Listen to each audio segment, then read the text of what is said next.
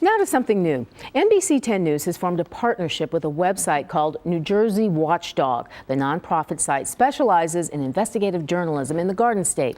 And wait until you see this. When people retire on disability pensions, it's presumed they can no longer perform their job, right? Maybe they were injured or they suffered a debilitating event, but that doesn't appear to be the case with this former New Jersey cop. WNBC's Chris Glorioso reveals a troubling discovery in this investigation.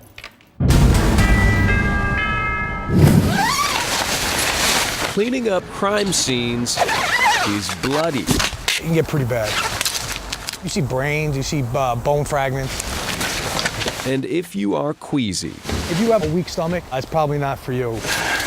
If anyone knows how emotionally taxing it can be to clean up murder scenes, Kevin Santate does. He works for a company called BioResponse. And today we found him power washing blood stains from a Bronx stabbing. It should come as no surprise people who've been traumatized by crime scenes wouldn't want to clean them up. And that is why the case of New Jersey's Timothy Carroll is so curious. Carroll retired from the Morris County Sheriff's Office in 1999. He worked just 8 years as a crime scene detective and then applied for a disability pension. His application said he couldn't work anymore because he suffers from post-traumatic stress disorder associated with flashbacks and hallucinations that remind him of all those gruesome crime scenes. So why, then, did he open his own crime scene cleanup business called Tragic Solutions?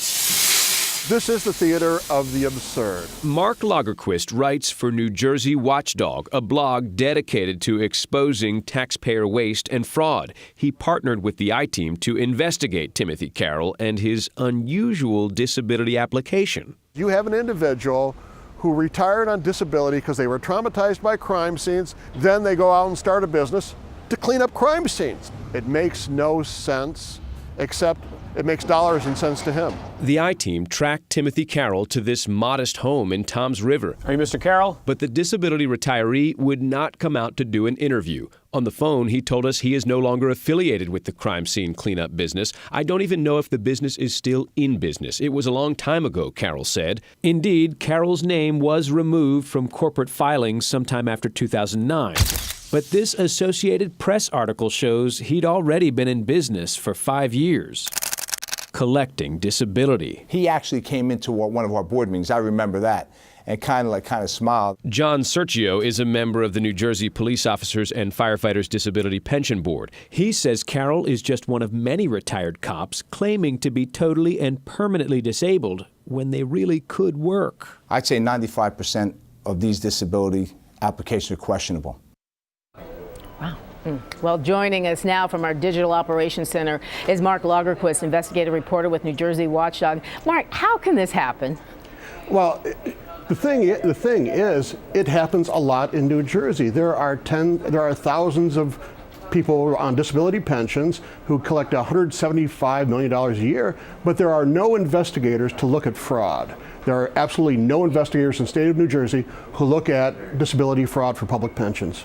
So does that mean, Mark, no one's doing anything about this? Pretty much. Really? All right, Mark. Well, you said it's focusing on New Jersey. So tell us about New Jersey Watchdog. I'll be glad to. New Jersey Watchdog is a nonprofit investigative news site. We tackle the stories in New Jersey that nobody else does, and we're happy to partner with Channel 10 moving forward to look at some of this stuff. We're funded, it's a nonprofit, we're funded by the Franklin Center for Government and Public Integrity, and we pull no punches.